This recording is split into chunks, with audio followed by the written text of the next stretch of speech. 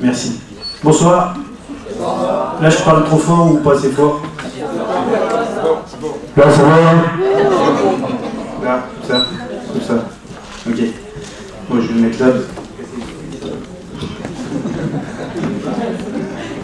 Donc, alors, je m'assois, j'ai fait une présentation pour vous, là, PowerPoint.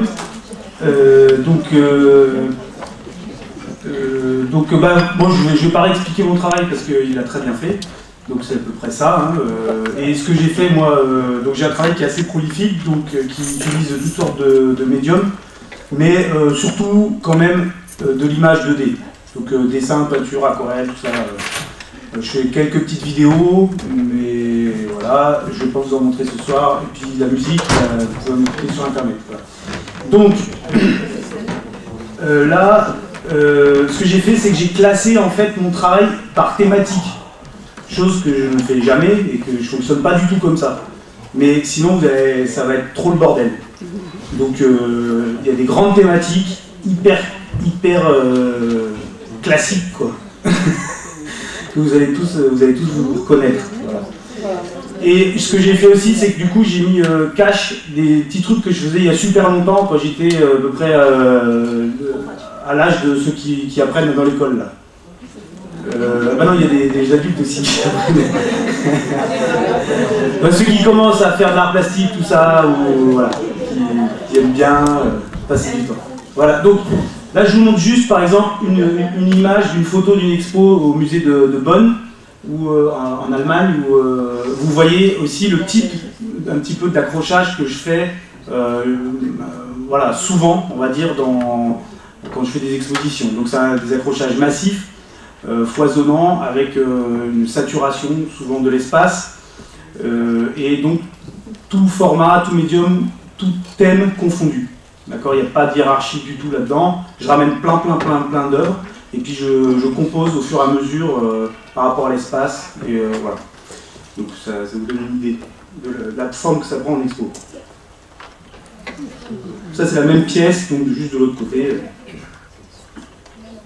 Vous avez des tout petites choses, des petits dessins format A5, puis des grands formats à la craie grasse qui font 3 mètres par 4, sur les mêmes pans de murs, quoi, qui se retrouvent donc avec des échelles.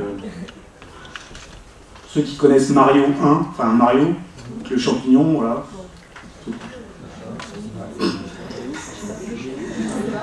Les changements d'échelle, il mange des champignons, puis il grandit, puis après il meurt, il rapetissit, il doit bouffer un champignon pour grandir, et ainsi de suite. Là, ils connaissent même plus. Si, quoi, sur la 8U, il y a encore Mario, je crois. Voilà, donc ça, c'est les petits dessins que je faisais. En fait, je fais beaucoup de gravures. Moi, pendant 6 ans, j'ai fait de la gravure, de l'eau forte, des choses comme ça. Où je travaillais en fait pendant un mois sur une seule image, à travailler simplement à faire des tirages, des beaux tirages, etc. Et tout. Puis au bout de 6 ans, en parallèle de ça, je commençais à faire des petits dessins dans mon coin. Et puis un jour on m'a dit mais pourquoi tu ne montres pas ces dessins aussi, c'est très intéressant. Puis moi, pour moi la gravure ça donnait quelque chose d'ultra laborieux et de complètement névrosé pour moi, je me suis dit ah ouais tiens en fait c'est vrai que je fais d'autres choses. C'est comme ça qu'en fait j'ai commencé à développer un travail protéiforme, voilà, et qui allait aborder plein de thématiques. Ça a commencé par une écriture très rapide à l'encre de Chine, comme ça, des petits dessins. Donc là par exemple une table d'anniversaire. Des fausses phrases de philosophes, avec un petit bouquet. Des dessins, pareil, qui mélangent un peu cette espèce de bordel médiatique. Petite course-poursuite. Le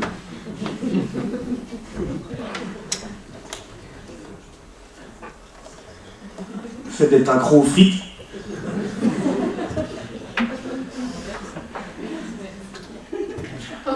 Le rapport donc aux chiens, la chance qu'on a de pouvoir de les avoir, de pouvoir s'en prendre un peu à eux de temps en temps.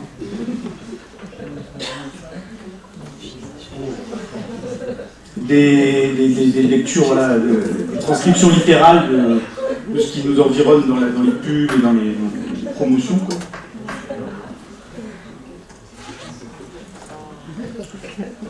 Donc pareil, toujours un humour débile sur l'agneau Pascal, il y a petit marqué Pascal dans son oreille.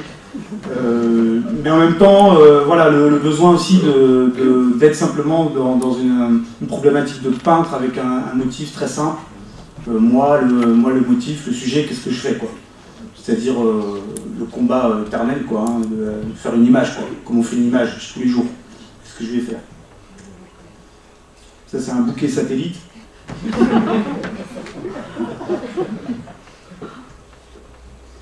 Ça, c'est une image de William Wegman. Pour ceux qui connaissent, c'est un artiste qui fait beaucoup de dessins. Il est connu justement lui pour ses grands polaroïdes de chiens, où il met en scène son chien et il lui fait prendre des pauses, etc., pour en fait aborder le concept, mais via l'animal. Et il fait aussi beaucoup de séries comme ça, il a fait beaucoup de séries de photos et de dessins très simples aussi, où il met simplement il fait des rapports formels, des rapprochements entre voilà, la scie, il tient un câble électrique à la main, ça fait scie électrique. Des trucs très très simples. En fait, et ce type de fonctionnement, de rapprochement, moi ça m'intéresse, ça m'a toujours beaucoup intéressé, quoi, comme matière à manier et comme jeu en fait en permanence, quoi. Ça s'appelle Butterfly.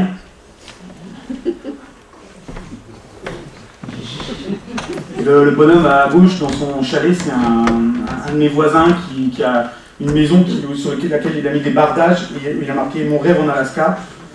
Et comme on est un peu à la montagne, il y a du ski, il est directeur de la station de ski, et il roule en 206, quoi, avec des pneus neige.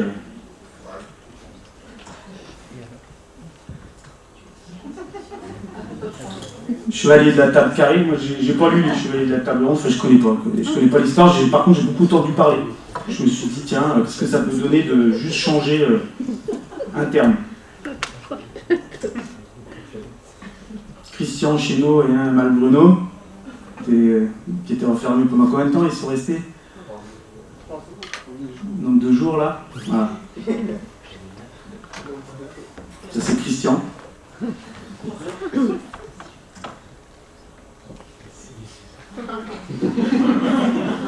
Signe du zodiaque, bon, ben, voilà. C'est un hommage à Richter. Ça c'est une parapharmacie.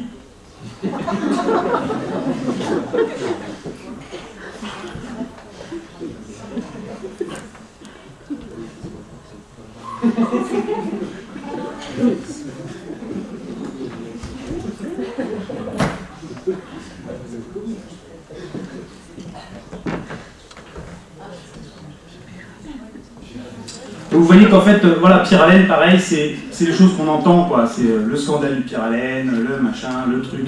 C'est-à-dire que c'est le quotidien, c'est le fait d'allumer la radio, c'est le fait de se promener, le fait d'aller faire ses courses, le fait de ci, le fait de ça, le fait de la vie normale, qui en permanence m'interpelle et me donne des prétextes à peindre, en fait. Et où, effectivement, le besoin de réagir via le coup de gueule, quoi. Donc là, par exemple, ça c'est du feutre. Ouais. Donc on n'a pas trop parlé des techniques, mais voilà, ça change. Une fois c'est de l'aquarelle, une fois c'est du feutre. Ça dépend un petit peu bon, et du moment, mais aussi de l'idée, c'est-à-dire de l'énergie que je vais mettre dans l'idée. C'est-à-dire que si je vais devoir déployer du lourd, ça va prendre du temps dans ma tête. Enfin, pour moi, c'est quelque chose qui est un projet un peu plus long, plus ambitieux. La technique va être aussi un peu déterminée en fonction de ça. Ou des choses plus simples comme ça, comme ce dessin par exemple, où là l'aquarelle se prête bien un traitement hyper rapide, direct. Ça c'est le portrait c'est une déformation je donnais des cours à des gamines et une dame, une mère qui vient et qui me dit « Ah, t'as vu ma fille comme elle est jolie, elle est les yeux en amande, machin. » Et essayer de m'extirper des compliments sur sa fille. Et du coup, ça m'a donné l'idée de faire une toile comme ça et de montrer ce que c'est en fait le langage, quoi, c'est-à-dire ce qu'on manipule en permanence. Et voilà, donc ça donne aussi ce type de toile. Ça c'est un dessin de Roland Topor, c'est un artiste que j'aime beaucoup aussi, c'est le mec qui a fait Télécharge, je ne sais pas si vous connaissez, et c'est génial, donc il a fait énormément d'illustrations, de dessins, de plein de choses, des dessins animés, etc. Et j'aime beaucoup son approche. Pareil, la simplicité en fait de son propos et à la fois dans le traitement, dans les idées. Ça c'est une peinture qui est au musée de Brou où j'ai travaillé, j'y travaille plus pendant 6 ans. Et en fait je vous montre ça simplement pour vous expliquer que du coup, en ayant travaillé et en ayant côtoyé des œuvres pendant des années dans un musée, en faisant de la médiation, en emmenant des gens dans les salles, etc. et tout, on s'imprègne complètement de l'histoire, de toute cette culture. Et du coup, moi j'ai interprété, enfin j'ai refait des interprétations de ces peintures simplement en les reprenant et en changeant 2-3 petites choses, en redonnant une autre forme d'humanité à ces personnages. Alors oui, c'est marrant, c'est plaisant le sinistre. Vous avez des trucs un peu plus secs, plus bruts, moins nuancés.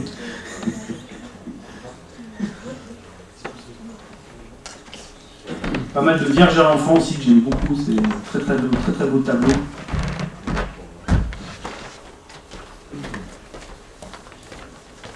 Voilà, donc là, il va y avoir une petite série de paysages, donc il en parlait tout à l'heure. Donc régulièrement, moi j'habite dans un environnement qui est un petit peu, enfin pas loin d'ici, voilà, comme un peu les Pyrénées, quoi, mais version minuscule, la fin du Jura. Et c'est un paysage c'est entre Lyon et Genève, et c'est désertique, il n'y a pas de... Il n'y a aucune économie, si ce n'est l'hospitalier, et c'est un peu une économie en déclin, parce que c'était surtout pour soigner les tuberculeux. Et donc maintenant c'est plus que des hôpitaux de réadaptation. Et donc, mais par contre on est dans un environnement qui est au niveau de la nature, de ce qui reste de la nature, enfin de comment elle est modelée par l'homme. Là-bas c'est très intéressant, c'est très sauvage. Il y a peu de culture, on est sur une agriculture qui est à plus de 50% écologique parce que c'est la petite moyenne montagne, donc les paysans à l'époque ne pouvaient pas en tirer des grands rendements, donc c'est resté raisonnable entre guillemets. Et donc c'est un territoire qui est très intéressant pour jouer à Caspar David Friedrich, quoi.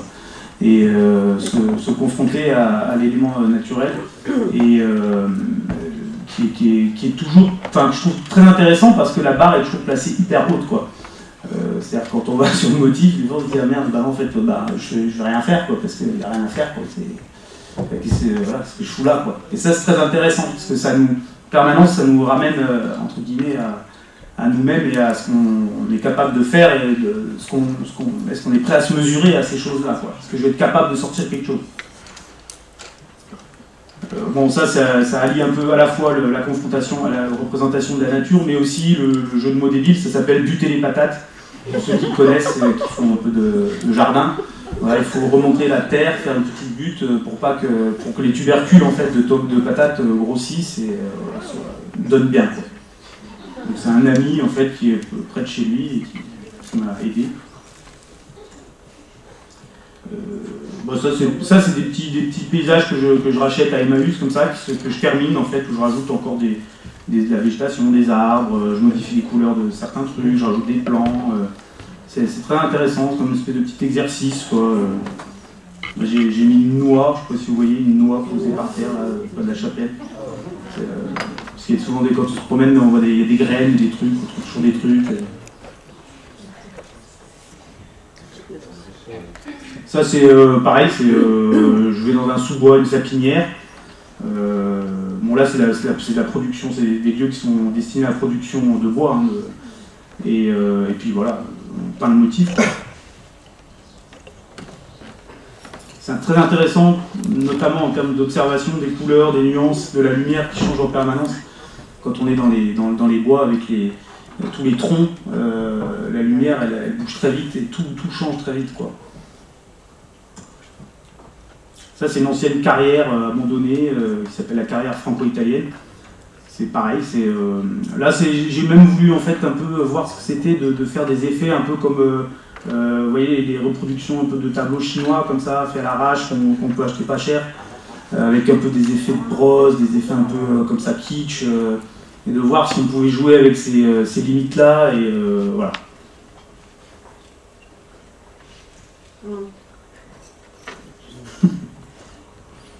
Donc ça c'est pareil, des plantes dans les supermarchés. Le ski de fond.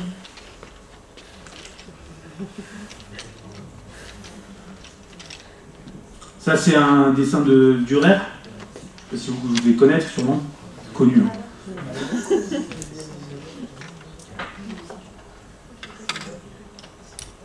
Ça c'est pareil, c'est chez moi, c'est une peinture à l'huile, très grande peinture à l'huile, qui s'appelle Hauteville Tropique, et où en fait l'idée c'est de montrer le foisonnement de la nature, le moment où, puisque les saisons sont un peu compressées chez nous, à cause de la neige et de l'altitude, quand le printemps arrive, ça déploie fort, quoi. C'est-à-dire que ça arrive très vite. On a un mois de décalage avec la plaine, et il y a presque la sensation d'une poussée tropicale, c'est-à-dire quelque chose d'ultra rapide et puissant, quoi. Ça, c'est un paysage imaginaire.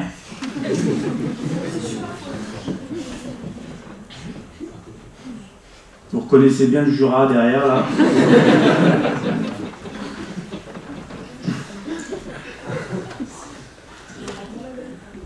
Ça, c'est un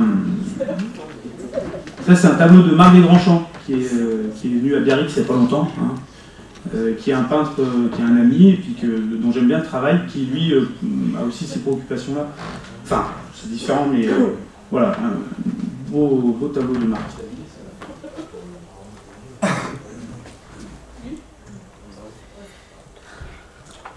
Voilà, chasse au serpent au plomb. Donc là, c'est le paysage, mais c'est aussi un peu un délire sur... moi, j'ai une phobie des serpents, tout ça. Donc, c'est un peu un... Il y a des vipères là-bas dans le budget qui sont toujours planquées dans les broussailles quand on va avec les chiens faire gaffe. Je ne sais pas si on a par ici aussi, sûrement, je pense qu'il doit y avoir... Non, il n'y a pas de... Si. Hein?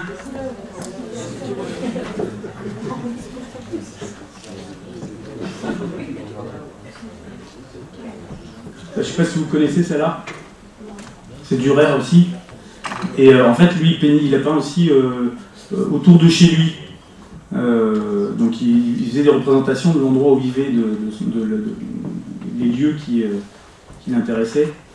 Donc je vous montre aussi voilà, un peu des fois des dessins, des images qui moi me parlent, ou des questionnements que les peintres ont vus qui m'intéressent. Vous connaissez Gustave Courbet, qui était dans le Jura aussi, lui, un peu plus haut, qui représentait son environnement et qui ses semblables, ses contemporains, les lieux où il vivait, etc. Donc moi je suis un peu dans un cas de figure comme ça. J'ai pas singé Courbet, machin, mais je me suis retrouvé comme ça et j'ai découvert que je faisais un peu comme ça aussi, quoi.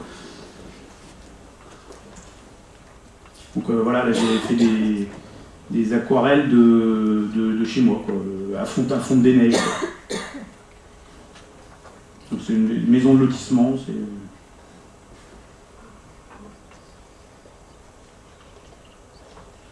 Ça c'est une peinture à l'huile de mon poulailler, qui est plus comme ça, j'ai changé, j'en ai fait un nouveau, parce que il a fait moins 30 l'hiver dernier, et les poules, il a fallu les rentrer, parce que c'était un peu trop.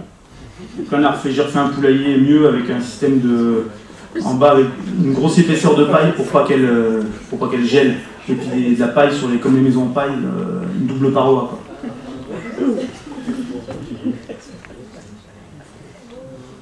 Ça c'est un des canetons qu'on a eu qui est mort, qui a disparu. Il y en a eu 2.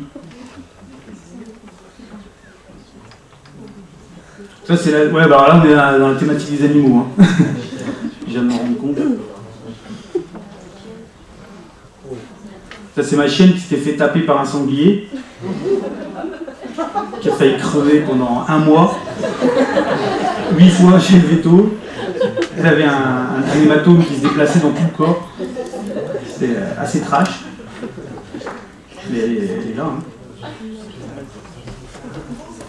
Ça, c'est une espèce de projection, pareil, sur un délire de phobie, de prendre un serpent sur le pare-brise dans le budget là. Bam, une espèce de grosse vipère avec un corps énorme, dégueulasse, un truc. Et du coup, je lui ai fait des yeux un peu humains pour, en plus, qu'on ait les glandes, quoi, et qu'on culpabilise d'avoir tué un animal parce qu'on est trop vite. Enfin.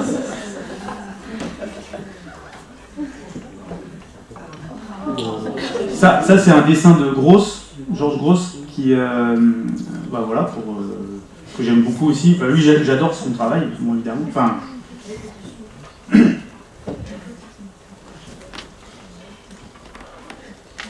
ça, c'est Topor.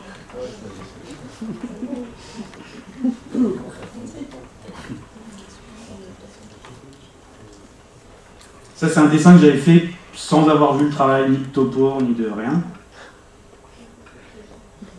Bon, ça vous est tous arrivé de découvrir des fois dans vos productions des liens, des choses qui ressemblent à d'autres. C'est rigolo comme en fait on n'invente jamais rien et qu'on est toujours dans une espèce de redondance. Voilà, donc là on va passer à la politique. Donc comme il expliquait tout à l'heure, en fait, je ne me rappelle plus de ton prénom, pardon. Frédéric l'expliquait tout à l'heure. J'ai été élu donc, municipal dans ma commune pendant 3 ans, j'ai démissionné. Mais par contre, évidemment, la chose politique étant ce qui nous configure au quotidien, ça m'intéresse fortement. Mais par contre, c'est vrai que du coup, en étant élu, ça a été intéressant de découvrir un peu l'envers du décor, voir à la fois enfin, tous les aspects quoi, de ces mandats-là, quoi. Et voilà, donc du coup, je me suis tapé les commémorations. Ça n'a pas été le truc le plus fascinant pour moi, d'autant plus que c'est quasiment immuable, qu'on a énormément de mal à faire évoluer la forme que pourraient prendre ces commémorations.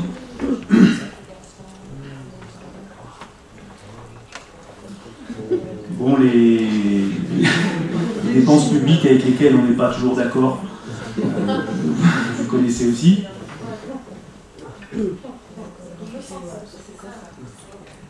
Et donc la politique m'inspire évidemment beaucoup de peintures. Ça c'est une grande craie grasse qui fait 4 mètres par 5 et qui s'appelle le conseil municipal, où là en fait vous aviez mon ancienne équipe d'élus là, à la table du conseil, avec mon chien qui avait failli mourir là, qui est là en forme, sur la table, qui se gratte, et avec le voisin qui nous casse avec sa tondeuse à gazon,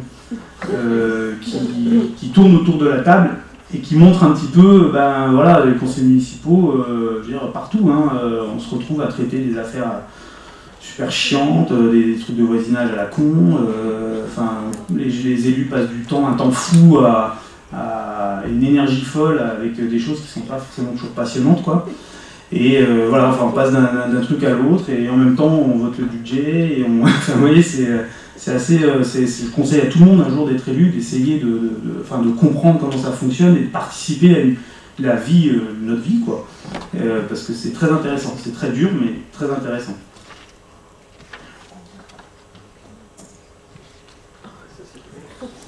Voilà, je vous remercie. Donc ça c'est grosse.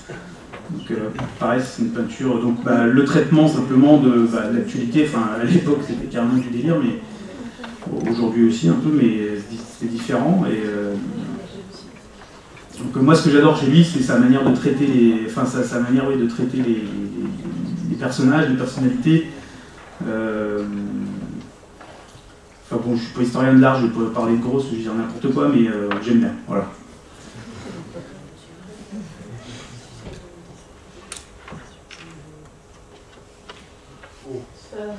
Ça, c'était une toile que j'avais fait, pareil, en lien toujours avec la politique. Et, enfin, là, c'était plus sur les réunions, ça s'appelle la réunion. C'est plus, enfin, c'est les réunions en général, et là, une réunion politique, où vous voyez les élus, là, au fond, là, dans leur salle, avec le paysage de Jura toujours derrière. Et moi qui sors, en fait, chien tout, et en fait, je ne sais pas si ça vous est déjà arrivé, quand on est dans une réunion et qu'on décroche, parce qu'on en a tellement bouffé dans la semaine que notre esprit s'évade, et soit on est concentré sur ce qui se passe dans les espaces qui sont autour, ou derrière, les petits bruits, les portes qui s'ouvrent, qui ferment, ce qu'on entend dans les autres salles, et on imagine ce qui peut se passer, soit on est dans notre tête, etc. etc. C'est un petit peu pour parler de ça. Et puis le côté aussi dans l'administration, où on a toujours une espèce de petite plante pourrie dans un coin dont personne ne s'occupe. Ce côté un peu sec et dur, quoi, de ces métiers, de ces moments, quoi. Voilà. Alors, je ne sais pas si c'est spécifique aux artistes, mais moi ça a été dur quand même. Là, j'ai redécouvert bien l'ennui comme il faut, quoi. Là, c'est toujours cette espèce de lien où je me mets en scène. Je me mets en scène parce que c'est toujours plus facile aussi, plus rapide. Moi, c'est vrai que j'ai peu de patience et toujours plus rapide, enfin peu de patience, en tout cas pour commencer les choses. Et c'est plus facile de se mettre en scène que parfois trouver un acteur, le diriger, etc. Arriver là où on veut. Benjamin, qui est là, pourra nous parler peut-être comment ça se passe les tournages. Il se met en scène aussi, donc c'est intéressant. Et voilà, donc voilà, donc là on a une scène, c'est quoi ça? C'était quoi ça? Qu'est-ce que c'est que ce truc? Ça, je sais plus ce que c'était ça.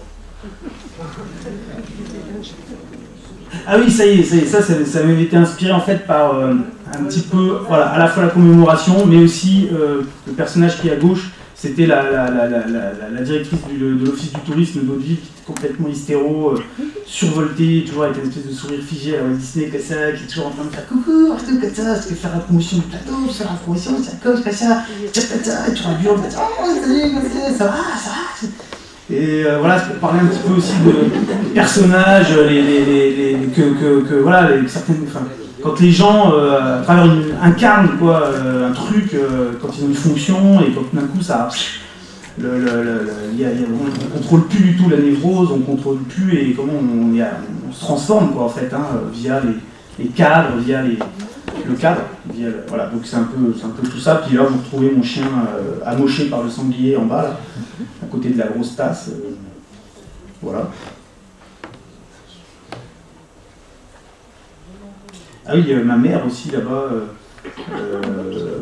qui a vécu une période très très dure, enfin qui ça fait longtemps, mais disons que c'est une période où je la voyais presque, enfin disparaître, mourir quoi, et où c'était assez dur de, enfin voilà, c'était des moments un peu bizarres. Voilà, ça c'est la peinture dont Frédéric parlait tout à l'heure, enfin le sujet dont Frédéric parlait tout à l'heure, sur le voisin qui tond sa pelouse, et qui m'a inspiré en fait l'idée plus globale qui est il faut tondre pour la France, c'est-à-dire que du coup, comme certains s'évertuent à tondre, mais je comprends, hein, on est tous angoissés, on a tous besoin de contrôle et de trouver des échappatoires. Moi, ça peut être la peinture ou d'autres trucs, ping-pong, jeux vidéo. Moi, je tue plein de gens aux jeux vidéo tout le temps, ça fait du bien, à mort. C'est hyper agréable. Mais bon, voilà, et la d'autres, c'est la tondeuse. Mais le problème, c'est que la tondeuse, c'est pas. Il y a des dommages collatéraux, quoi. Et ça peut faire péter une pile au voisin, quoi. Juste. Parce que quand c'est une fois de temps en temps, ou je sais pas, dans une saison, s'il y a 3 pouces, ou j'en sais rien, 4 pouces. Mais non, le gars, c'est tous les 2 jours, quoi. T'as pas le temps de la voir grandir, quoi. Les pissenlits, les fleurs, ils ont pas le temps de sortir, quoi, les boutons. Donc je veux dire, bon, à un moment donné, c'est hardcore. Et là, vous avez une chanson de Sardou, là, pour la France, derrière, dans un petit buisson, qui va bien avec. Et là, du coup, j'ai peint, en fait, un motif où j'ai inventé un motif, en fait, et où j'ai mis une diversité énorme, et mon jardin, il ressemble un peu plus à ça, enfin, c'est un peu... il y a des zones de contrôle et d'autres moins, avec plein de petites graines, plein de petites pousses, et pour ceux qui connaissent un peu Cocopelli, je ne sais pas si vous connaissez, c'est une association qui milite pour la biodiversité, en fait, et qui fait des échanges de graines et tout, il doit y avoir des trucs comme ça dans le coin, je pense. Voilà, qui développe, qui cherche à... Enfin, qui lutte contre les Monsanto et compagnie, et les semences hybrides et tout ça. Et donc, voilà, c'est une réflexion aussi là-dessus, et sur la diversité, la reproduction des semences, etc. Et vous avez une petite tondeuse, là, une petite tondeuse du MP, là, qui passe comme ça, qui rase un peu comme ça. En bas, une tondeuse automatique, je ne sais pas si vous avez déjà vu dans les jardins, ça, qui aurait pu appartenir à mon voisin. Mais non.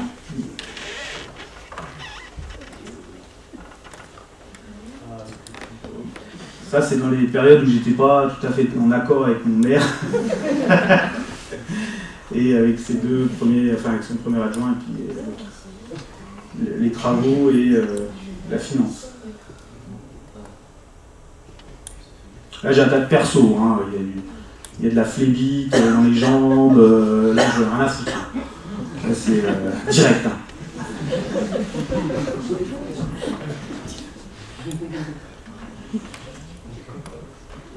Ça, à l'inverse, c'est quand j'avais beaucoup de compassion pour le maire. Et où l'idée, c'était de montrer un petit peu comment, justement, la charge que c'était, que ces responsabilités. C'est-à-dire qu'au-delà des aspects pouvoir, machin, tout le bordel, c'est à quel point, en fait, c'est aussi des personnages, enfin, c'est des espèces de gens de surhumains, quoi, qui portent sur leurs épaules des responsabilités immenses, quoi, dont on ne se rend pas forcément compte quand on ne participe pas à tout ça. Et bon, bah, c'est touchant aussi, quoi, parce que c'est un engagement qui est quand même assez fou, quoi, qui est impossible, en fait, presque aujourd'hui, quoi. Ça, c'était un peu toujours mon rapport aux commémorations, tout ça.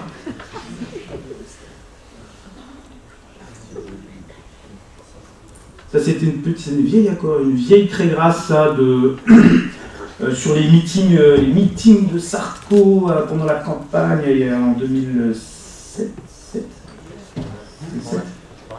campagne présidentielle, où en fait il y avait un peu c'était un peu le meeting à l'américaine, avec le meur, les poufias à moitié à poil sur scène et tout, où là je trouve qu'on avait atteint un bon point d'ordre comme ça dans le cinéma politique, quoi.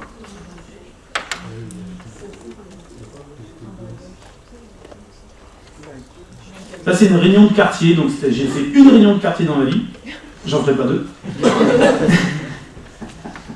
où on avait mis en place une sorte de démocratie participative à la Mormoile 1, et où on s'est retrouvés, on a convié des représentants de quartier, plus des habitants, quoi, qui sont venus et pour dialoguer, mettre en place, améliorer, etc., l'environnement, tout ça.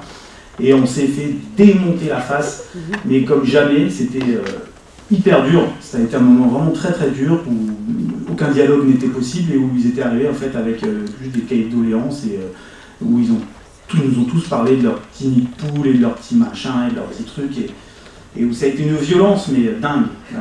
Du coup là sur la feuille qu'on voit pas bien de près, je me venge et je marque j'encule Madame Gervasoni, je défonce machin, enfin, moi aussi je règle un peu mes comptes, quoi. Mais c'était assez enfin c'est pas possible, quoi. Ça peut pas fonctionner comme ça, ça marche pas. Ça c'est un petit clin d'œil aussi au maire qui aime bien les parkings, qui aime bien bétonner, maire d'Hauteville, et où malheureusement voilà ce qui bouge chez nous.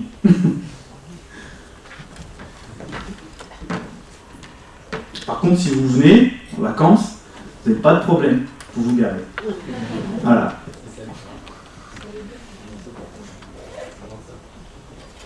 Alors pourquoi celle-là? Alors ça c'est très vieux, c'était les pubs Je suis une femme Barbara Gould, on en a bouffé aussi. Alors j'ai dû changer de... C'est que j'en suis moi. Oui, c'est société, alors moi je sais pas si c'est une catégorie à la con ou quoi, mais je fais pas de catégorie en vrai donc. Mais bon, c'est, je sais pas, j'ai mis ça dans société. Donc, une pub, quoi, une pub, détournement d'une pub, quoi.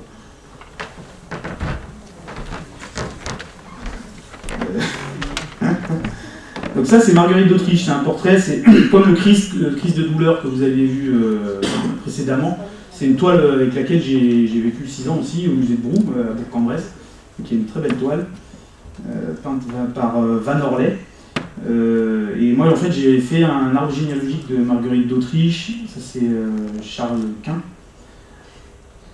C'est les tableaux qu'on avait au musée de Brou. Moi, j'ai fait des reprises comme ça, où, bon là, on voit Marguerite, parce qu'en fait, le musée de Brou, c'est un tombeau qui a été érigé par Marguerite d'Autriche pour son mari défunt et puis sa belle-mère.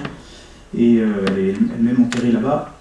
Et donc c'est une église énorme, gothique, flamboyant, machin. Et donc là j'ai fait une représentation de Marguerite, ça s'appelle Pipe au tombeau de Philibert.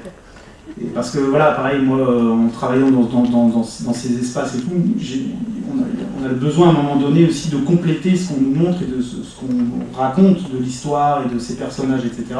Dont peut-être des moments intimes ou des petites...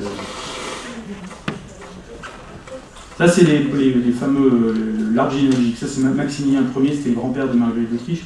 Donc là, l'idée, c'était de refaire une généalogie de cette femme qui a été régente des Pays-Bas et qui a dirigé presque tout le bout, la Savoie, un gros bout, Rhône-Alpes, Savoie, machin, enfin, son territoire s'étendait très très loin, qui avait une grosse responsabilité.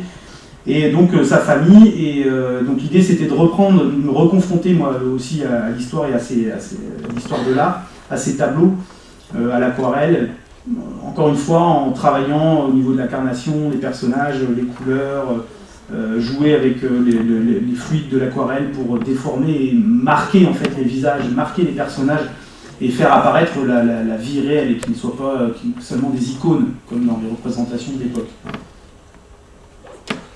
Elle s'appelait Jeanne la Folle.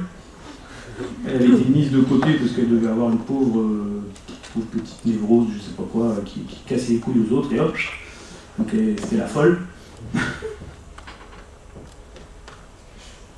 Ça c'est de nouveau Grosse qui peint les personnages de son époque. Donc, la coupe rose par exemple du monsieur est pour moi c'est voilà, sublime. À l'aquarelle aussi. Les bourgeois de l'époque. Ça, c'est une série que j'ai fait sur des joueurs de poker.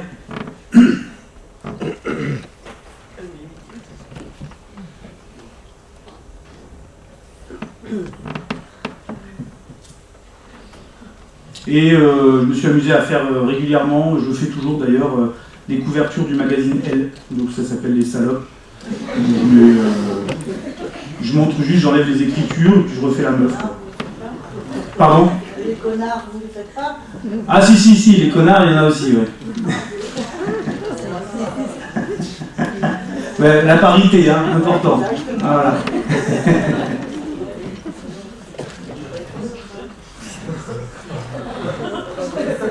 Ah mais c'est rigolo parce que le magazine Elle, c'est le truc un peu, voilà, que tout le monde lit, c'est sympa, machin, mais je veux dire, ils mettent des meufs à poil, enfin, je veux dire, dans des positions suggestives pour vendre, voilà, la réalité. Et donc, c'est une manière de démonter les images aussi. Ça, c'est un truc qui m'intéresse beaucoup. Vous avez pu le voir avec François Hollande, où, bon, mis à part le travail de couleur sur le visage, le simple fait de rajouter des tulipes et des moulins fait qu'il y a un petit jeu de mots débile qui se met en place et que, poum, on sort de l'image électorale, quoi. Kadhafi, un connard. Mais charismatique quand même, toujours très maquillé, complètement théâtral et fin fou en permanence, qui me fascine quand même, m'a fasciné. Une pub Head & Shoulders pour les shampoings, mais là avec ammoniac.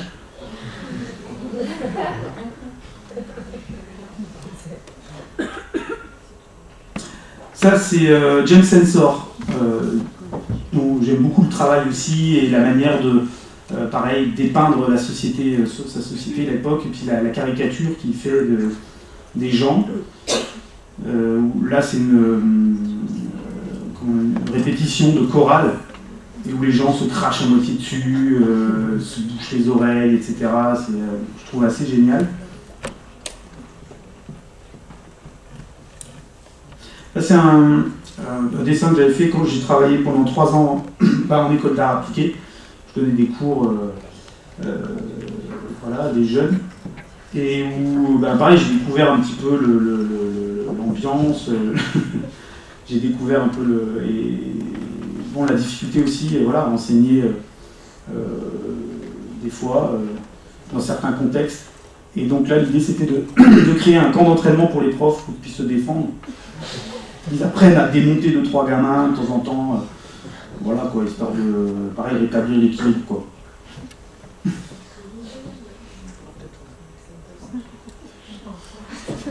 Ils chantent à moule, bon ben...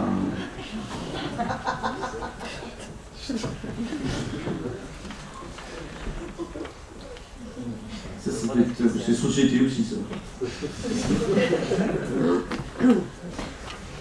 Grosse. Génial, ça. Petite soirée. Donc moi je fais beaucoup de photos comme ça aussi. Vous voyez, tout à l'heure je vous ai pris en photo des moments, les gens qui ont une conférence, les gens qui font ci, moi je fais ça, je prends toujours un peu des photos comme ça, un peu au pif, pas très cadrées, je m'en fous, avec une mauvaise lumière, tout ça, mais ça nourrit en fait une banque d'images qui est assez finalement personnelle, parce que je retrouve pas vraiment ce type de sujet, ou jamais comme je veux, ou c'est toujours un peu trop déjà prédéterminé sur internet, et du coup, en permanence, comme ça, avec un petit appareil photo un peu pourri, je fais des photos qui peuvent alimenter après une idée où on a des personnages qui peuvent servir à la construction d'une image qui, elle, après, va interroger voilà, là où on en est. Ça, c'était un truc que j'avais fait il y a longtemps sur les vernissages, où tout le monde dit « tu suces, je te suce, tu suces, ouais, tu suces, bien, tu suces ».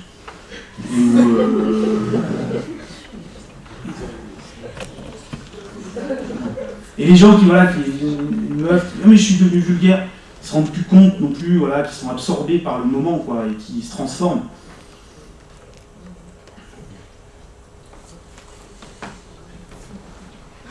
J'ai fait une petite série d'aquarelles sur, ça s'appelle le Barracuda, j'invente en fait un bar. Enfin, j'invente pas, je travaille d'après mes souvenirs. Donc, c'était une boîte où, après mes souvenirs, et j'essaie de faire une image de cliché, quoi, enfin de mes clichés. Ça fait hyper longtemps que je suis pas allé dans une boîte de nuit pourrie. Moi, je viens de Metz, en Lorraine. Il y avait une espèce de boîte, avant on allait tous, là, une espèce de gros truc de merde, écouter de la merde, se bourrer la gueule. Et voilà, donc c'est les souvenirs de ce truc-là que je remets, vous voyez, comme si je faisais un bilan de ce qui me reste dans la tête et de ce qui me reste comme représentation des choses.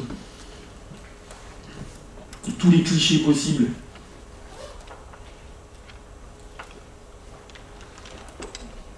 Alors ça, c'est quoi ça? C'est un dessin de Ensor. Comment ça s'appelle ça?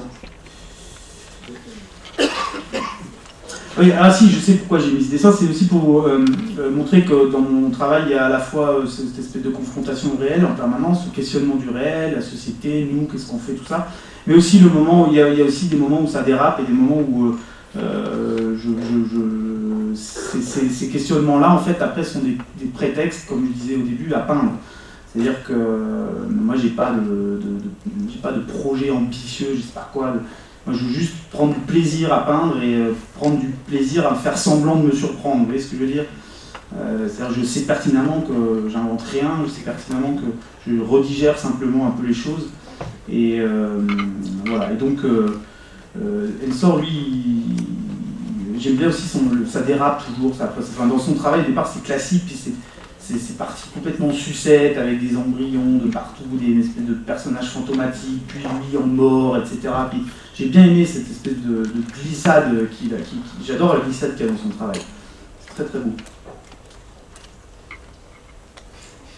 Ça, c'est une grande craie grasse, pareil, ça fait 3,50 m sur 4, enfin voilà, d'un mec qui rentre de la chasse à Hauteville avec les petites banderoles de l'union commerciale en haut, j'aime mon boucher, machin, je sais pas quoi. Et puis qui rentre chez lui et qui va aller sauter sa meuf, on sait pas trop, qui sort sa queue. Il y a le petit gamin qui tient le fusil tout content derrière, le sanglier. Puis bon, je vis dans un territoire qui est marqué par ça aussi, quoi. C'est-à-dire cette espèce de. Les gens ont beaucoup d'armes chez eux, c'est la montagne, c'est un peu le maquis, quoi. C'est un peu, on fait notre sauce. Hein, donc, et puis on chasse, et puis, enfin, il n'y a pas que ça, il y a des gens très très bien aussi, très sympas, mais il y a aussi cette ambiance, quoi, je veux dire, qui est là.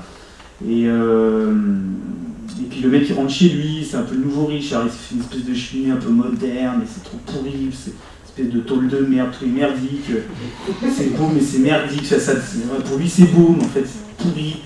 Enfin, oui, c'est toutes ces choses-là, moi ça m'intéresse beaucoup, c'est-à-dire l'histoire du goût, quoi, l'histoire de l'esthétique, quoi, en fait, aussi dans les objets, dans le design, dans l'architecture, voilà.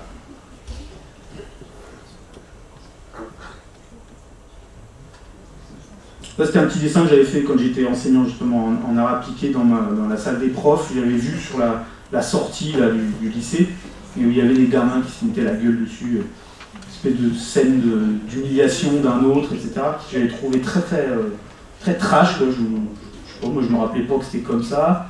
Pourtant ça l'était, mais voilà, ça m'a replongé, je me suis dit putain mais ouf, des fois on est trash quoi.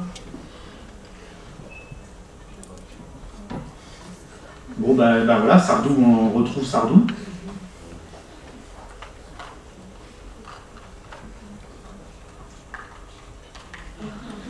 Ça c'était une aquarelle que j'avais fait pendant les primaires socialistes. Sur les bords de route par chez nous, là-bas en plaine, il y avait souvent des panneaux, sauce au vin rouge, 12 €, le plat du coin, quoi. Voilà, ça m'a inspiré cette aquarelle. Donc voilà, je fais juste décaler. Voilà, je prends un bonhomme, je le mets dans un autre contexte. Je crée une nouvelle image. Ça, c'est Steve Jobs, le créateur d'Apple, qui était à Pôle emploi. Jobs, Pôle emploi. Voilà, beau ça. Merci. Moi, en fait, si vous voulez, ça m'intéresse parce que ça fait rire, c'est une blague débile, mais ça m'intéresse d'explorer ces voies-là, en fait. Je trouve que c'est super intéressant d'aller creuser le truc dont tout le monde sait que c'est pertinemment nul et pas intéressant, mais quand même d'aller le faire et quand même de le révéler à un moment donné. Parce qu'on a de très très bonnes surprises et c'est des voies qui sont finalement très peu empruntées en images. Et moi j'adore ça, quoi. Je me régale de ces trucs-là, les jeux de mots pourris sur les chantiers, les trucs de merde, les blagues racistes, les trucs sexistes, toutes ces choses-là sont très symptomatiques d'une société et sont très intéressantes à exploiter, enfin en tout cas d'aller voir ce que ça veut dire, qu'est-ce que ça peut être d'autre. Ça c'est des reprises de. Enfin c'est comment faire une pub plus que chiante, quoi, plus que comment la surenchère de la surenchère dans l'utilisation des codes du sexe, etc. Comment survendre encore. Donc là c'est un vinaigre par exemple, bon pour les cheveux.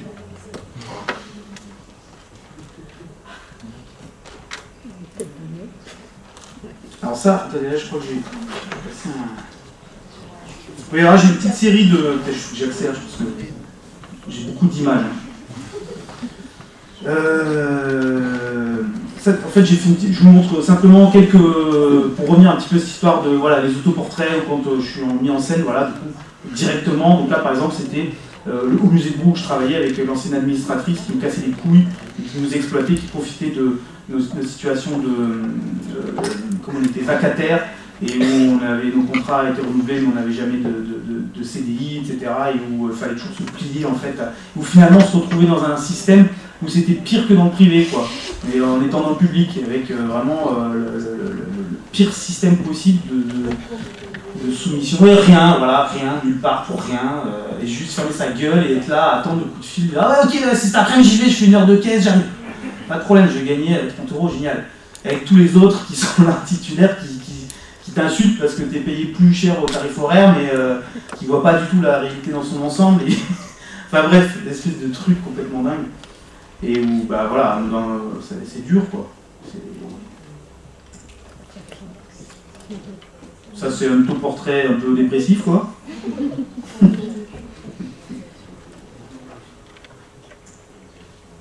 Elle sort en squelette, là, commence à transformer son visage, je trouve très beau aussi.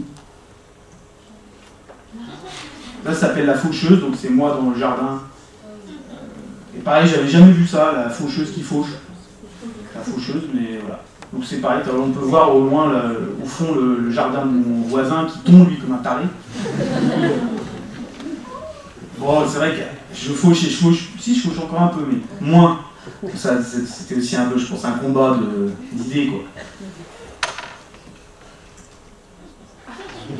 Putain, 3 ans, c'est quand j'avais eu 30 ans.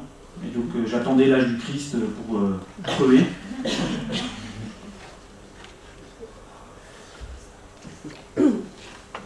Situation dans laquelle on se trouve tous régulièrement.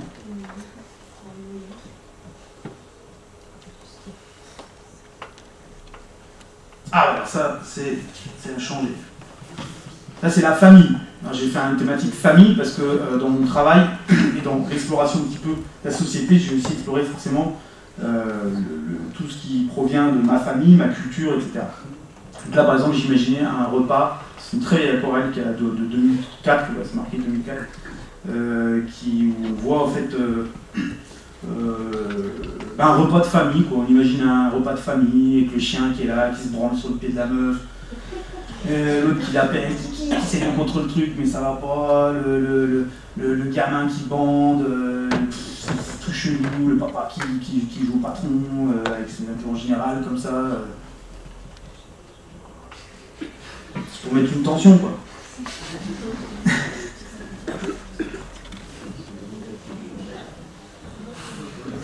Bon, bah ça, voilà, quoi.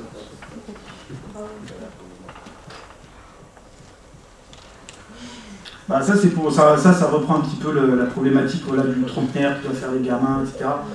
Et en fait, du coup, moi je me suis trouvé, là aujourd'hui j'ai 35 ans, ça fait 6-7 ans que, putain, ça plombe,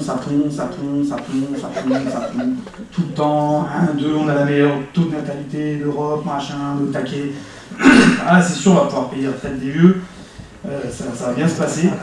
Mais du coup, c'est vrai qu'inversement, quand on n'est pas dans ce trip-là, dans ces âges-là, etc., qu'on est en couple, machin ou quoi, ça pose des questions, voire c'est lourd, hein, ça peut devenir très très lourd comme problématique. Voilà. Donc moi j'ai des amis qui étaient à fond là-dedans, etc. Et puis après, du coup, ce qui est intéressant, c'est qu'il y a plein de comportements face au fait de devenir mère ou papa, machin. Et bon, il y a pas, on est tous d'accord, il n'y a pas de règles, il n'y a pas de... Chacun fait ce qu'il peut, enfin ouais.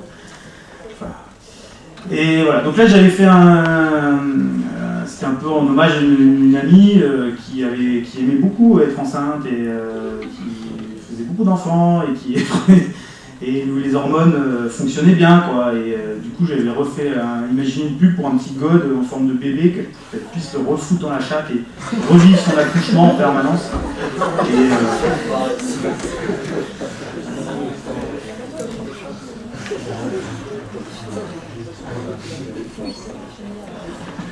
ça c'est plus poétique, plus sympa.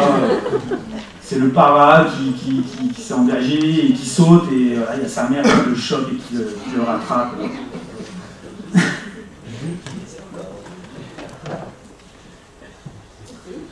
Ça c'est une grande peinture à l'huile. Ah oui, en fait ça m'était inspiré d'une dame que j'avais vue sur le parvis qui allait vers la mairie là justement, avec ses gamins et tout, et en fait elle avait envoyé ses gamins, non elle n'était pas comme ça, hein, mais elle avait envoyé ses gamins en avant, comme ça, genre ils couraient et tout, en gueulant, pareil, dans tous les sens les gosses, mais un truc de dingue, il y a la meuf derrière, genre c'est moi avec ma famille, tu vois, comme ça, les poussins. C'était une scène vraiment voilà, forte, ça peut paraître complètement normal et tout, mais je sais pas, moi j'ai trouvé ça assez fort, et du coup j'ai imaginé un peu une dame qui se servait de ses enfants comme une espèce d'arme en fait, donc avec un détonateur, elle les fait hurler, donc pour nettoyer la foule devant elle, quoi. Là, elle est dans la campagne, elle teste l'arme, elle est comme ça, et puis en fait vous me voyez derrière, et je jette un seau d'eau sur le cul pour qu'elle fait tomber des œufs en fait, et les hormones pour que ça redescende dans l'hormone en fait. Donc pour qu'elle redescende, qu'elle réatterrisse, quoi. Pour que les taux baissent et que on revienne à quelque chose de plus juste en fait, pour tout le monde. Ça c'est comment il s'appelle ? Journiac, merci. Dont j'adore le travail et bon ben voilà, qui interroge aussi ces problématiques de l'identité, la famille, etc. Ceux qui ne connaissent pas, je conseille d'aller voir et tout, c'est superbe. Ça c'est pareil, simplement une interrogation sur le rapport de l'enfant à la maman, par exemple. Où là la maman essaie d'acheter le gamin avec un regard d'amour comme ça, et le gamin qui lui crache à la gueule, il s'en tape, ça y est, maintenant il est libre, il est là. les scènes comme ça auxquelles on assiste, quoi, qui sont toujours intéressantes sur les rapports de dépendance et comment en fait les choses se construisent. Comment les gens se positionnent ou ne se positionnent pas, subissent, ne subissent pas en permanence. Moi, ça m'intéresse beaucoup. Là, vous avez ma mère à gauche, un de mes petits frères, le dernier, moi, et voilà Pierre-Luc, mon petit dernier, haha. Et c'est ma mère qui est fière de son fils, mon petit frère qui était tout fier aussi, comme ça. Et en fait, quand on allait en ville, quand on était jeune, ma mère elle nous emmenait en ville, etc. Et puis elle nous présentait toujours comme des objets, là, voilà, il y a lui, il y a lui, il y a lui.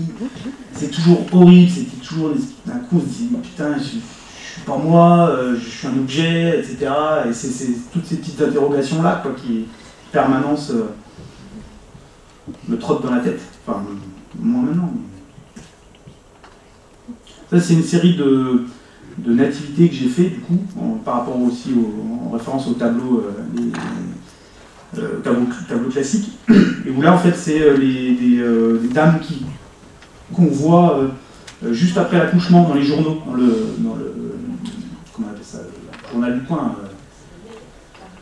je sais plus comment, là, au jour, quotidien.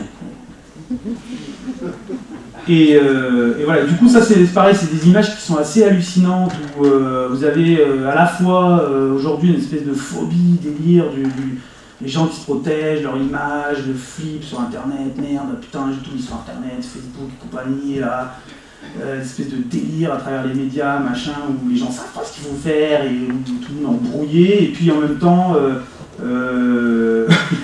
espèce de photos complètement pourries dans le journal du coin où la meuf elle vient d'accoucher, elle vient de vivre un truc de dingue, hyper fatigant et lourd, et elle a fait ça, et là ce gamin essaie de sourire, elle est crevée, elle est contente, ça y est, c'est sorti l'autre. Et du coup dans ces moments-là je trouve qu'il y a quelque chose d'humain, d'hyper humain du coup à travers ces trucs-là, où c'est très intéressant, parce que là il y a cache rien, là, je veux dire. Là, pour le coup, une espèce de sincérité, une espèce de vérité à ces moments-là, qui m'intéresse beaucoup, du coup, comme sujet de peinture, quoi. Là, il y en a les deux.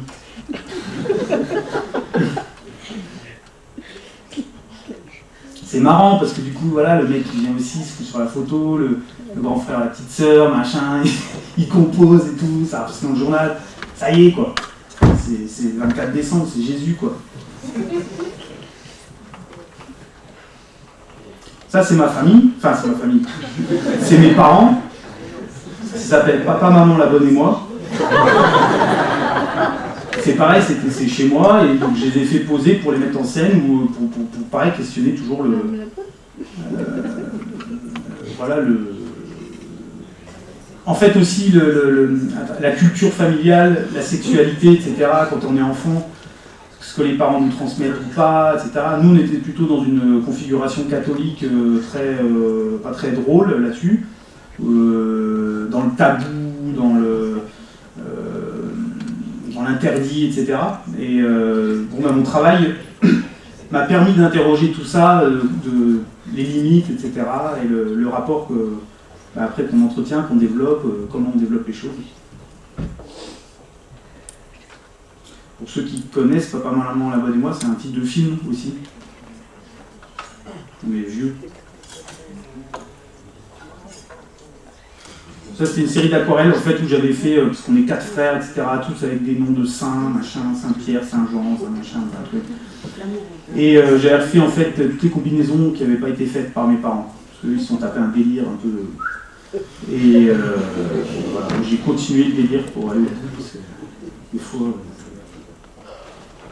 Ça, c'est pour cette amie-là que j'avais fait Baby God. Et là, ça, c'est elle, en fait, qui... pareil, c'est pour interroger le rapport à la dépendance affective, etc. Donc là, elle se tape un petit rail sur... elle se tape un rail de son gosse, quoi.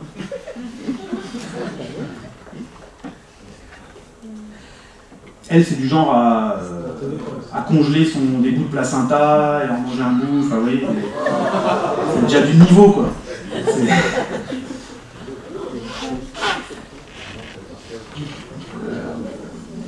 les soldes, alors les soldes, n'importe quoi, c'est les soldes, donc voilà, je sais pas, une journée d'essayage, on surhabille, on achète, des trucs débiles, quoi.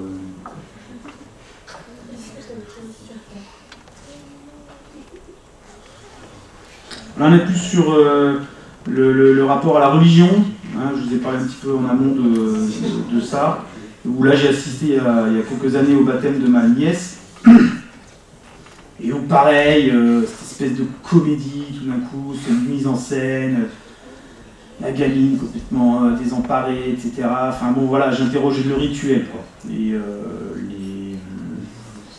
je donne un autre sens aux choses, quoi.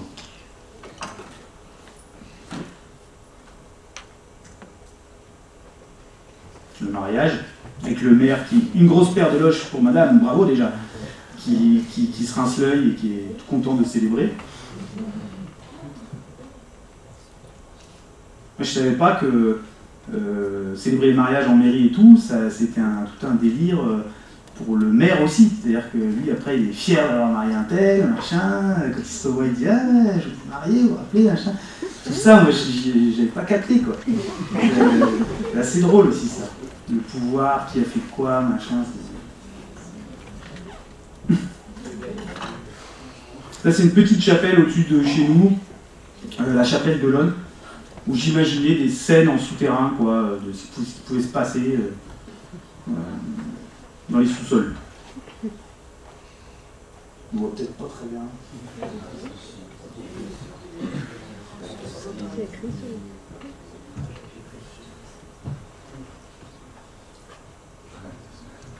Bon bah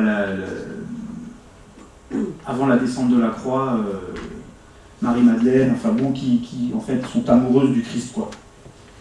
Et qui se branlent à mort parce qu'elles ne peuvent plus le voir beau gosse comme ça sur sa croix.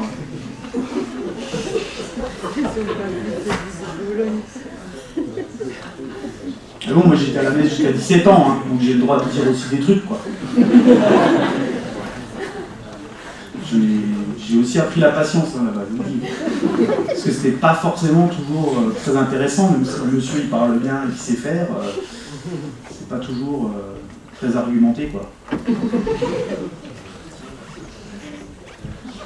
Ça, c'est des petits fantasmes, glissades sur des meufs, avec une petite pluie de sperme.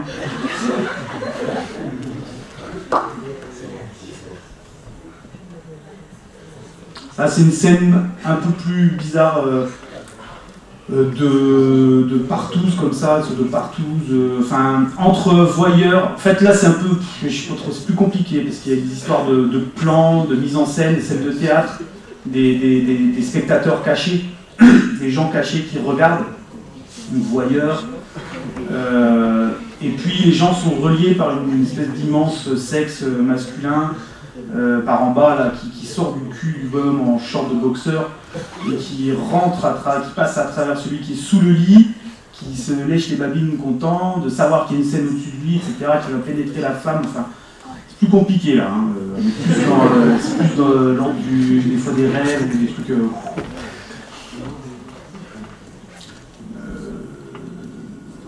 Ouais. Et donc vous avez un petit personnage en bas, à gauche, pareil, derrière le lit, qui lui peut appuyer sur un petit bouton avec une prise électrique qui remonte et qui va déclencher encore une fois une douche de sperme multicolore qui sort du mannequin, c'est un faux bonhomme en haut, les autres on voit qu'ils sont vrais, et qui déclenche cette espèce de scène joyeuse. Et c'est Pâques. C'est Pâques parce qu'il y a des petits œufs de Pâques, des petits lapins au chocolat, un peu partout, cachés dans la scène. Et des petits bijoux aussi, enfin, c'est plein de surprises.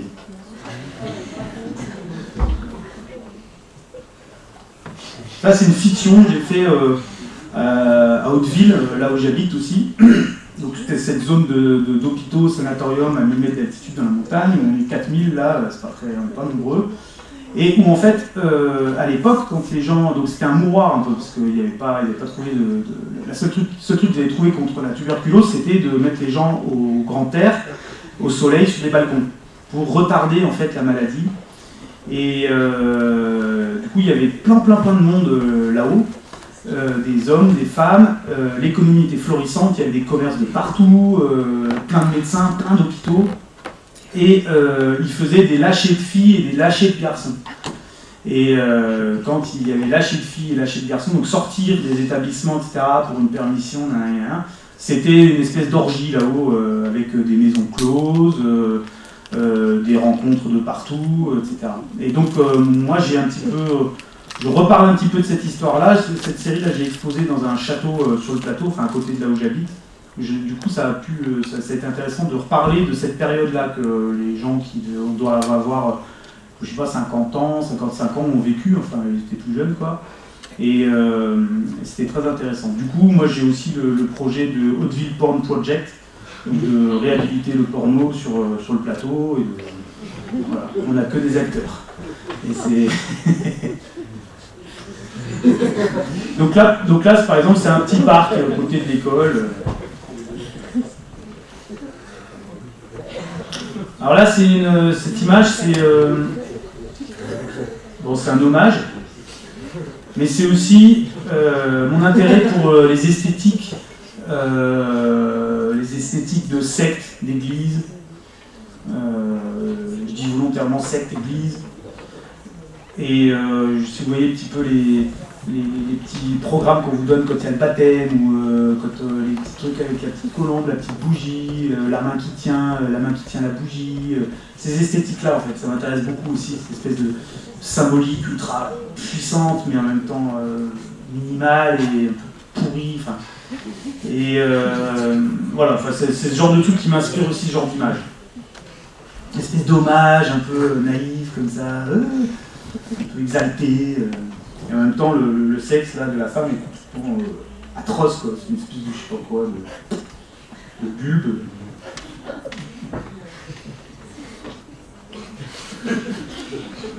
Ça c'était une affiche au supermarché, enfin une petite annonce au supermarché avec la photo du chat, quoi. Donc moi j'ai fait ça.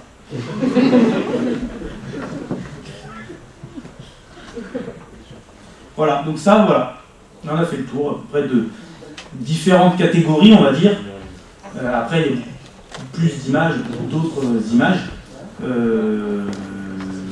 Mais l'idée, c'est qu'après, je puisse aussi discuter un petit peu avec vous, si vous n'avez pas compris des trucs, ou si vous voulez aborder des choses, je suis prêt. Ça, par exemple, je termine juste avec 2-3 images que j'avais sélectionnées qui sont plus récentes aussi, où là, par exemple, c'est de nouveau un portrait de cette chienne qui s'était fait taper par le sanglier, et qui va mieux.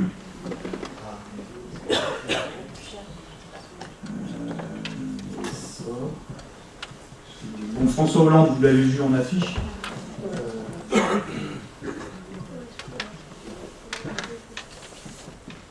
D'ailleurs, je remercie l'école d'avoir fait la diffusion de l'image dans toute la ville, sur les voitures, sur partout. C'était très sympa. C'était une bonne surprise tout à l'heure. Voilà, donc maintenant, si vous voulez, on peut discuter. Merci pour votre attention.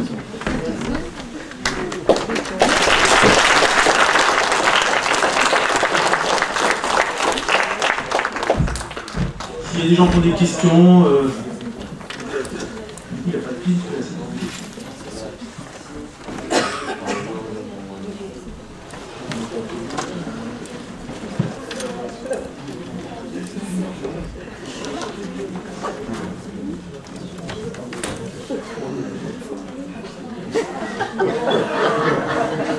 Ça, c'est un petit bonus.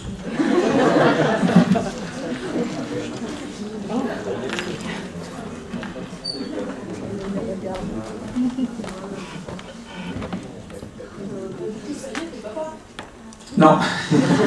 Non.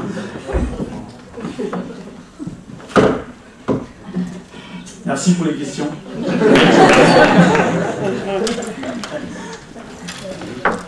Non mais je sais pas, on peut aborder n'importe quoi. Hein. Après c'est pas, voilà, je suis ouvert, hein, pas de soucis. Ça peut être parler de tout, hein, de la pluie, du beau temps. mais quand vous faites les expositions, enfin, voilà, d'art contemporain ou ailleurs, est-ce qu'il y a des réactions? Je veux dire, des réactions agressives ou scandalisées? Ouais, ça arrive, ouais. Ça arrive. C'est arrivé, oui. Par exemple, au musée de Strasbourg, j'avais fait une expo en 2004.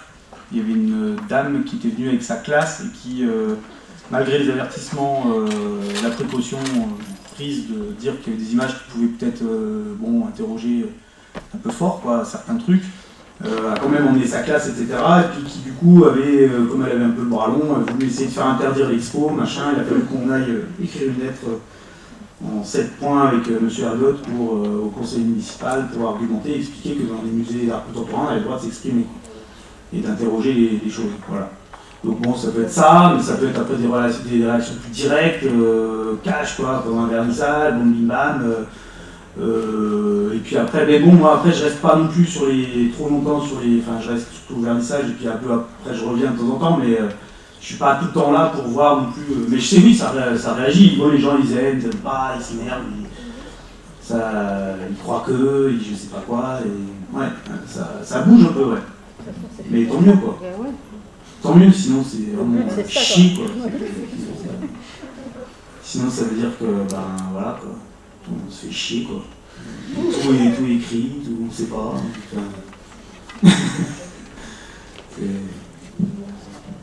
Le paradoxe aussi, c'est...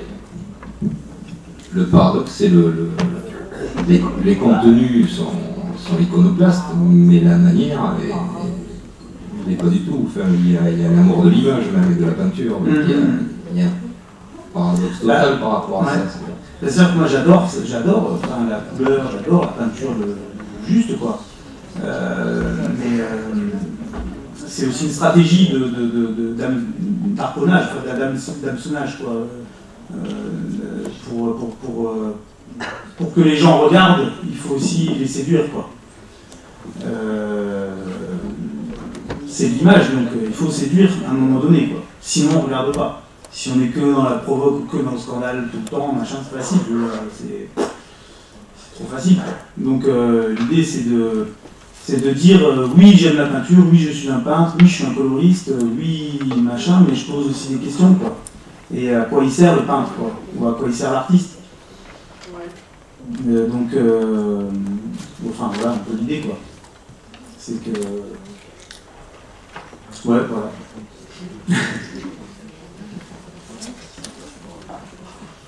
Vous avez une formation?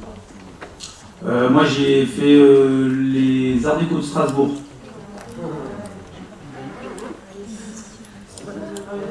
C'est quoi ça va? Ben, je faisais que de la gravure, donc je fais que de la gravure pendant 6 ans presque. Donc ça se passait bien, moi j'étais planqué dans mon atelier, je passais mon diplôme quasiment avec de la gravure, de l'impression, des machins. Juste à la fin on a montré quelques dessins, quelques trucs. Mais bon, l'aspect plus en lien avec la société, avec des questionnements plus directs, c'est venu petit à petit. Donc c'était assez soft. Ça va, j'avais une stratégie d'adaptation qui a été bonne là-bas, sans m'en rendre compte, quoi. C'est après l'école que... Ouais, je dirais que... c'est développé. Oui, ouais, je dirais qu'à l'école, bon, j'ai pas fait... Je suis pas merveilleux du tout, hein, c'était pas très intéressant, quoi. Rétrospectivement, c'est même... Ouais, enfin, bon, il y a de la technique, voilà, quoi. Mais ça parle de pas grand-chose, quoi. Et je pense que c'était un peu l'art vert, tout ça, et... En fait, après l'école, ce qui s'est passé aussi, c'est que... Bon, moi j'avais toujours ces préoccupations-là, cette sensibilité-là aux choses, au monde, à nos relations, à comment on vit, comment on se débat, etc. Mais j'ai fait une formation après l'école de CFPI, c'est le Centre de formation des plasticiens intervenants. C'était un truc qui venait d'arriver un peu en France. Et il y avait un à Strasbourg et 2-3 il y en avait en France. Et où là en fait j'ai fait 6 mois et après le but du jeu c'était d'aller intervenir dans des milieux style art à l'hôpital, tout ça. Donc après j'ai bossé moi en psychiatrie, j'ai bossé dans les prisons pendant 1 an et demi à Strasbourg. à l'hôpital civil en psychiatrie, puis à la maison d'arrêt de Strasbourg, à donner des cours, etc. Où là, j'ai été confronté aussi aux limites enfin aux marges, les marges qu'on définit actuellement pour, du coup, pour nous, quoi. Et ça a été très formateur, quoi. C'est-à-dire que ça m'a permis de continuer à réfléchir sur, et puis de continuer à interroger les codes culturels, les codes de société, quoi. Ça continue de m'intéresser d'ailleurs. Et après, au musée de Brou, quand je suis arrivé à Bourg-en-Bresse, là-bas, on a développé la cellule des publics spécifiques, entre guillemets. Donc c'était tous les publics empêchés, donc malentendants, malvoyants, handicapés mental, handicapés physiques, tout ça, plus tous les publics normaux, mais et du coup aussi l'hôpital psychiatrique et la prison. Donc j'ai retravaillé là-dedans pendant 6 ans, et c'était super intéressant, hyper humainement fascinant, quoi, de voir, oui, d'être au cœur des choses et de voir comment, qu'est-ce que l'artiste peut avoir comme rôle à jouer là-dedans, de passeur, vu que c'est une interface, l'art, qui reste quand même très ouverte, c'est intéressant pour des gens qui sont marginalisés dans une société. Donc du coup, ça a fait un sens aussi, de qu'est-ce qu'on peut apprendre, quel outil on peut donner, qu'est-ce qu'on peut développer, comment. Et du coup, moi, ça me nourrissait aussi par ailleurs, non pas comme par voyeurisme, mais par vraiment intérêt de la marge, quoi, et l'intérêt de comment les choses sont toujours sur le fil, quoi. Donc voilà, mon travail c'est ça aussi, bah oui, la nature c'est beau, oui, le paysage machin, oui très bien, mais bon, on pète des plombs, quoi, je veux dire, on pète des piles, quoi. On n'en peut plus, voilà, c'est dur. Moi j'ai posé une question un peu bizarre. Tout à l'heure vous avez dit que vous aviez une expérience en art appliqué. Oui. Vous y faisiez quoi là? En art appliqué? En art appliqué, en fait, en art appliqué, j'aurais appris la base, hein, c'était pour un niveau vraiment bas. Première fois, c'est pendant. Les secondes? Oui, voilà, les secondes, premières, en bac pro. STI? Voilà. Ah non, bac pro? Oui, il y avait carrière sanitaire et sociale, il y avait les bacs pro pour les secrétariats et je sais plus quoi. J'avais 3 ou 4 configurations comme ça, voilà, en pro. Et ben en fait, moi j'ai pris les programmes en fait d'art appliqué, j'ai regardé ce qui s'y faisait, etc.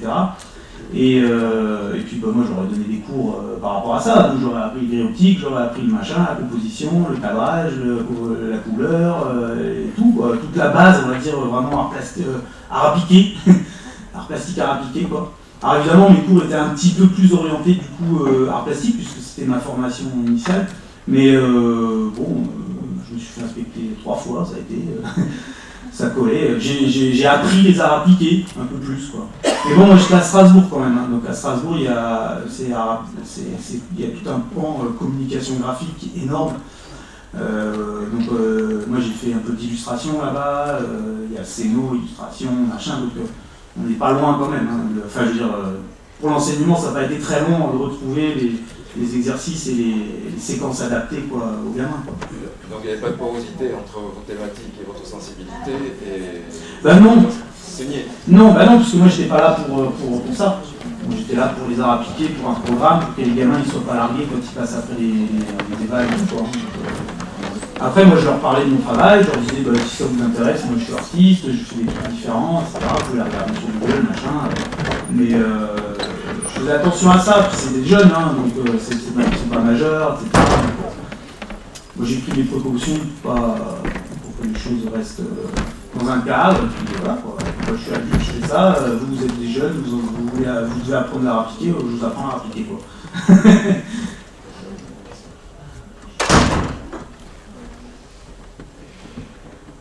Je vous demandais, oui. Étant donné que vous aviez beaucoup de choses à dire, la bande dessinée ne vous a pas intéressé?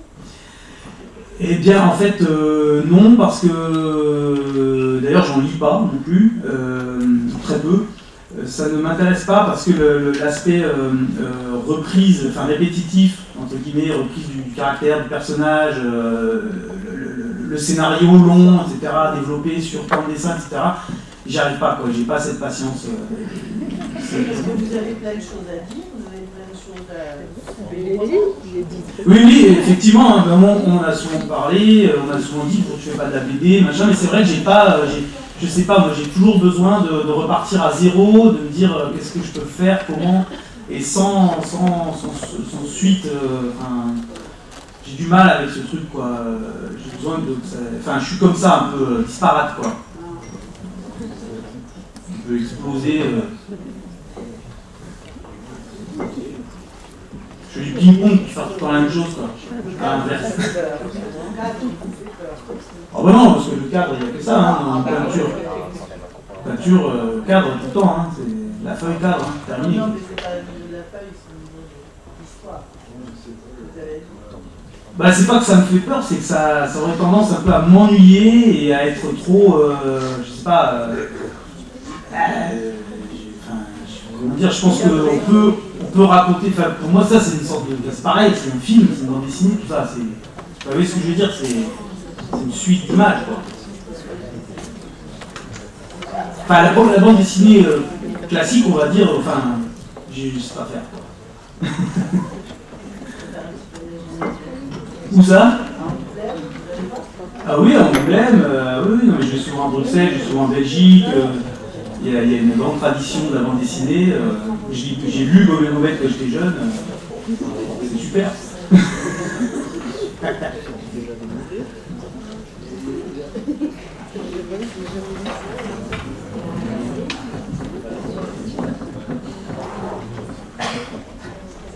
D'autres questions?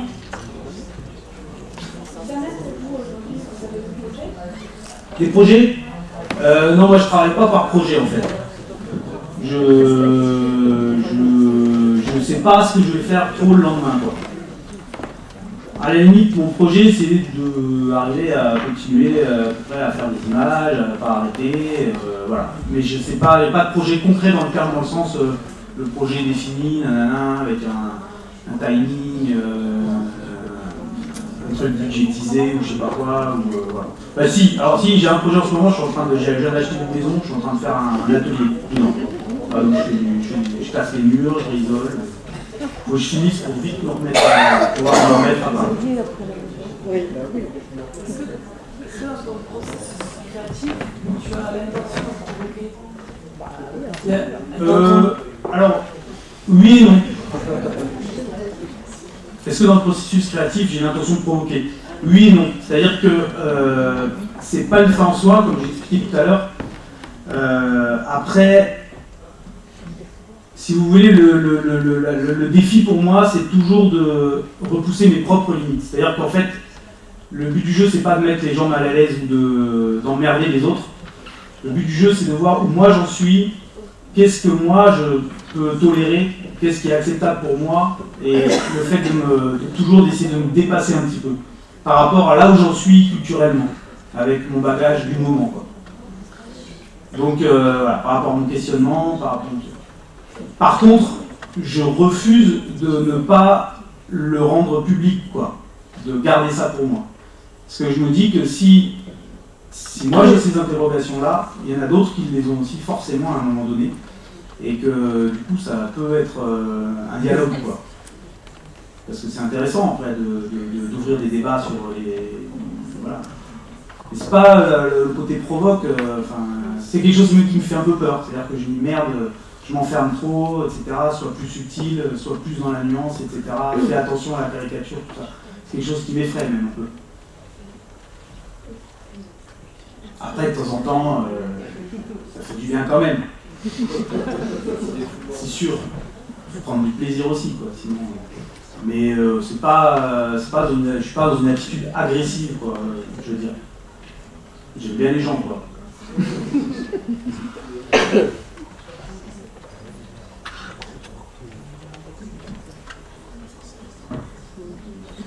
Vous avez une galerie? Oui, alors en France, j'ai une galerie à Lyon qui s'appelle la galerie Françoise Besson. Voilà.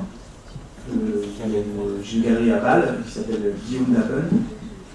Et j'ai une galerie à Bruxelles qui s'appelle Hélène Lévy Project.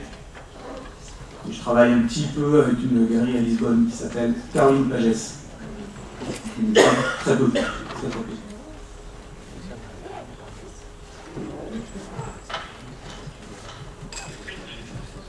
Il y a un site qui est intéressant, si ça, pour ceux qui aiment bien ma démarche, qui a été fait récemment avec la région Rhône-Alpes. C'est le document d'artiste, vous devez peut-être connaître. C'est un processus qui est en cours, qui existe dans la région PACA, qui existe en Bretagne, qui existe en Rhône-Alpes maintenant. Est-ce qu'il existe par ici? Je ne sais pas. Sûrement, où ça va se faire. Il existe. Voilà. Qui est un truc qui est pas mal, en fait, qui est une espèce de... c'est associatif, je crois, ils sont financés à chaque fois par les régions, et ils recensent un petit peu les artistes dont c'est le métier, etc., qui habitent dans la région. Et c'est très bien fait. En tout cas, moi, les interlocutrices que j'ai eues sur la région Rhône-Alpes, étaient superbes, très jeunes, dynamiques, sympas. Une webmaster et puis une qui dirige les travaux. Et ils font, c'est une sorte de... C'est un site qui montre un peu le travail dans son ensemble, avec des textes, c'est très fourni, il y a beaucoup de documentation. C'est un travail qu'on fait pendant plusieurs mois, où il faut fournir une matière première, etc. Et c'est très sympa la manière dont c'est mis en scène. Sur internet, ça s'appelle Document d'artiste. J'ai des petites cartes que je laisserai là, si y en a que ça intéresse, vous verrez, quand vous allez sur le portail, après vous avez plein d'autres artistes à regarder aussi qui sont intéressants. Et c'est Document d'artiste, donc moi c'est région Rhône-Alpes, parce que je suis en Rhône-Alpes, mais il y a Document d'artiste PACA, etc. Et je crois qu'ils vont faire un truc même national bientôt. Ils ont une ambition de faire un truc encore plus global. Il y a un truc en Italie aussi, il y a Document d'artiste sur un bout d'Italie là-bas. Voilà, et c'est bien fait, c'est clair, les images sont propres,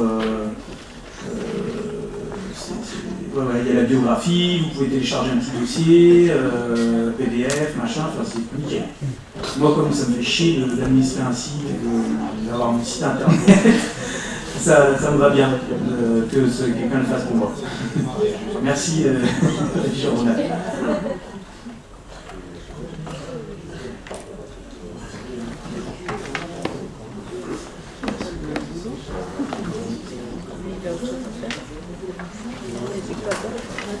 Je mets des petites cartes là.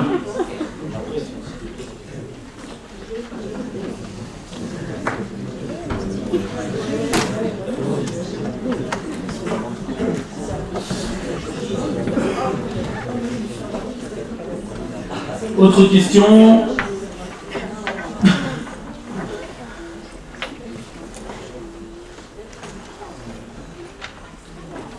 Tu travailles tout seul ou avec d'autres artistes?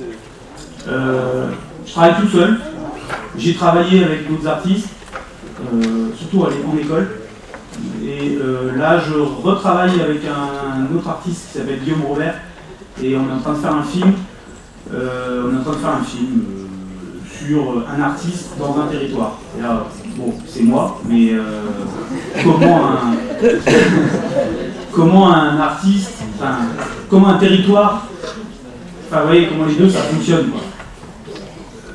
Le réseau, qu'est-ce que j'étais me foutre là-bas au ville, au milieu de nulle part, etc. Pourquoi je pars à Berlin, pourquoi je pars à Paris, pourquoi je pars à New York, toutes ces conneries. Et pourquoi moi ça m'intéresse d'être à Hauteville par exemple, qu'est-ce qui m'intéresse d'être là-bas, qu'est-ce que ça me permet, qu'est-ce que ça ne me permet pas, et puis bon, voilà, comment ça se construit en fait. Comment aujourd'hui on peut exister à Paris en étant en Hauteville, ailleurs en AV. Vous avez cette chance-là aussi, vous, de pouvoir choisir, c'est moins obligé d'aller à Montmartre aujourd'hui pour un artiste, quoi. Justement, on ne sait pas encore, exactement. On est un peu à cheval, et on se bat un peu tous les deux.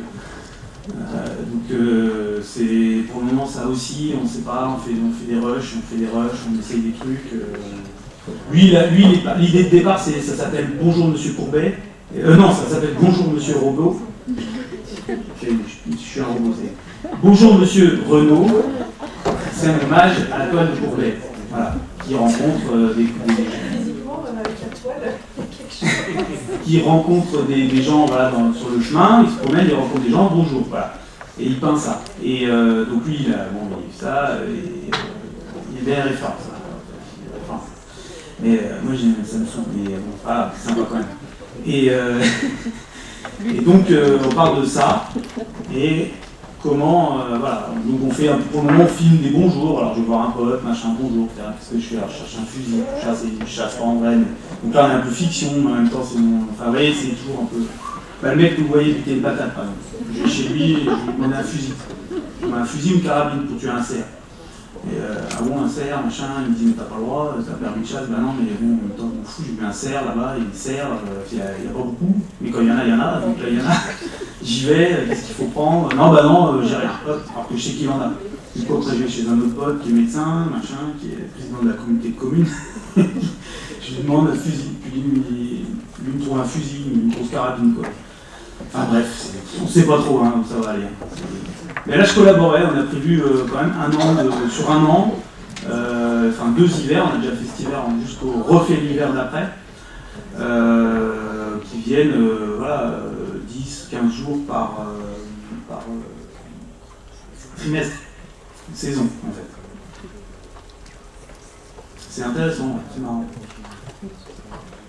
À voir. Si ça sort, je vous dirai. Enfin, une sortie au cinéma d'Hauteville, sinon, si ça sort. Ouais, c'est facile, Hauteville. Ça doit être facile. Voilà, donc... Oui, mademoiselle là-haut, ouais. Est-ce que vous avez un souhait de développer la culture en milieu rural? Est-ce que vous pensez, est-ce que c'est un processus dialogue social, je ne sais pas, avec l'art? Alors, en fait, mais non, bon, par exemple, truc très concret, moi quand je suis arrivé là-haut sur le plateau, pleine campagne, j'ai monté un cours d'art plastique. Voilà, je recevais un pour les enfants, un pour les adultes, petit cours, pas trop cher. Et du coup, moi, je transmettais le maximum, j'apprenais, etc. Il n'y avait rien. Bon, voilà, je fais ça. Maintenant, je le fais plus parce que bon, j'ai plus trop le temps. Mais après, on a filé le job à une copine qui était là, qui est illustratrice. Vous voyez, pour que ça dure, etc. Et qu'il y ait quelque chose de cet ordre-là. Il y a un petit centre d'art là-bas qui s'appelle le Centre d'art contemporain de Lacou, qui est un des premiers centres d'art de France d'ailleurs, fondé par Fred II et Cécile Reims, et qui est un lieu dans lequel on est engagé depuis qu'on y est, donc ça fait 8 ans, et qu'on fait vivre, quoi. Donc on fait de la programmation, on fait venir des artistes, on accueille du monde, on fait des trucs, voilà, on essaie de remonter une résidence, on se frite au niveau politique comme c'est pas permis, ils nous virent des subs, on en reprend, c'est la prise de tête totale, mais bon, voilà, ça par exemple, c'est des actions concrètes pour faire vivre la culture en milieu rural. La développer, la rendre accessible. Oui. Vous comptez beaucoup sur l'argent public ou pensez qu'il y a d'autres moyens pour mener à bien des projets? Non, alors ça c'est évidemment des gros débats. Vu qu'on est censé rendre des comptes quand, entre guillemets, on est financé par les différentes instances, effectivement, on a des gros désaccords et en ce moment, on est sur une tentative, pas autonome, mais presque, et où on essaie de faire vivre les choses sans être menotté, vous voyez ce que je veux dire, par un financement. C'est très dur parce que c'est que du bénévolat du coup, de ne pas avoir d'employé pour ça, pas de directeur, tout ça, mais bon, c'est super intéressant aussi parce que dans la prog, je pense qu'on est plus juste, plus libre, qu'on n'est pas dans des rails et qu'on peut se permettre beaucoup plus de choses. De la même manière, moi, j'ai la chance d'avoir suffisamment de collectionneurs pour pouvoir vivre de mon travail et ne pas avoir à trop demander de subventions. Vous voyez, ça a des avantages, des inconvénients, mais bon, voilà, c'est des positionnements aussi. Moi, je m'interroge énormément là-dessus, quoi, sur le subventionnement dans l'art, quoi, forcément. Sinon, vous imaginez.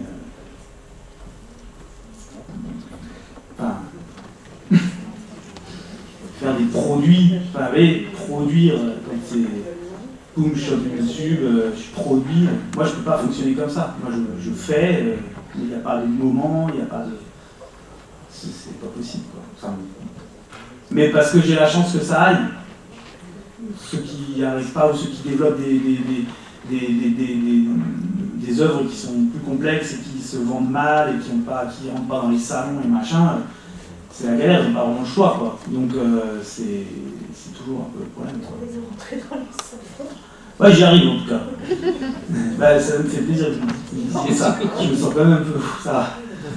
Je suis pas trop peinture bourgeoise. Ça va. Mais ouais, j'y arrive, ouais. Si ça vous intéresse, hein. Pas trop, ah bon, salon. J'ai des beaux paysages, hein. Des beaux animaux, hein. Et vous avez notre président, il a vu son portrait, il le connaît? François Hollande, là, ouais. On a prévu de lui envoyer une image. Il a été vendu ce tableau? Non, il n'est pas vendu. Il est à Bruxelles, exposé en ce moment. En fait, je l'avais fait pour un peu pour une expo qui est en cours, ou qui vient d'être finie à Bruxelles. Donc on n'a pas encore. Enfin, il a été vu là-bas, mais pas, on n'a pas essayé. Mais justement, ce que je trouve intéressant dans ce tableau, c'est, enfin pour moi, subjectivement, je trouve ni ironique ni critique, ni d'ailleurs ni glorieux. Enfin, non, mais je sais pas, je trouve que non, mais c'est juste normal. C'est pas un même registre. Non, mais moi je suis aussi, enfin j'étais aussi un petit peu sur quelque chose de cet ordre-là, et qui correspond aussi un peu à mon expérience politique. C'est-à-dire, je vous ai montré tout à l'heure, le maire quand quand il me casse les couilles, et le maire quand je l'admire. Parce que je connais les deux aspects, parce que je me bats contre lui et que idéologiquement à un moment donné c'est pas possible et que c'est un pétage de plomb pour moi à mon âge et dans la situation c'est une certaine politique, mais par ailleurs je sais aussi à quel point c'est dur et à quel point il est obligé de faire d'être tout le temps dans des compromis, dans des machins, dans des trucs, comme c'est dur, quoi. Et comme moi je ne souhaiterais pas endosser ce rôle-là. Donc l'idée de François Hollande, là, c'était de travailler aussi toujours sur de démonter l'image de campagne, enfin l'image qu'ils avaient fabriquée de com, quoi, hein, aussi par la petite blague pourrie, voilà, François Hollande. Et j'aurais dû mettre un peu de meule aussi, de Gouda. Mais du coup, évidemment, quand on se frotte à ce genre de truc, qu'est-ce qui se passe? Eh bien, on est fasciné et on est absorbé par l'homme qu'on est en train de peindre, malgré tout, enfin par l'image de cet homme. Et moi, j'ai fait un travail sur son visage, je veux dire, je connais son nez, je connais ses yeux, en tout cas comme ci, comme ça, etc.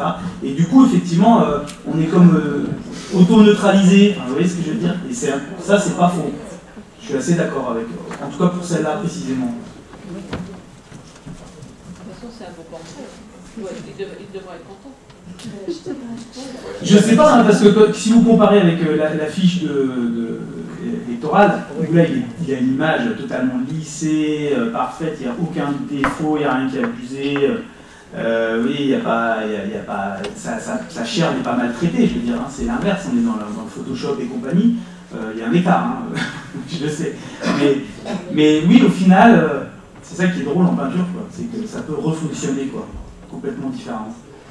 Ouais, il faut enlever le moulin à vent derrière. Oui, il faut enlever le moulin à vent, les tulipes, quoi. Non, mais non, il a l'humour par la tulipe. Je connais pas. C'est qui? Je connais pas.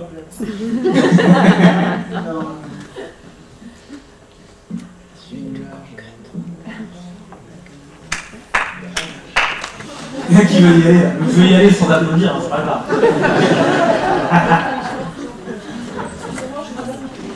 Oui, pas de soucis. Merci, hein, merci d'être venus si nombreux, c'est cool. J'avais fait une conférence à Annecy et personne, c'était à chier. Merci Jean-Xavier Renaud. Juste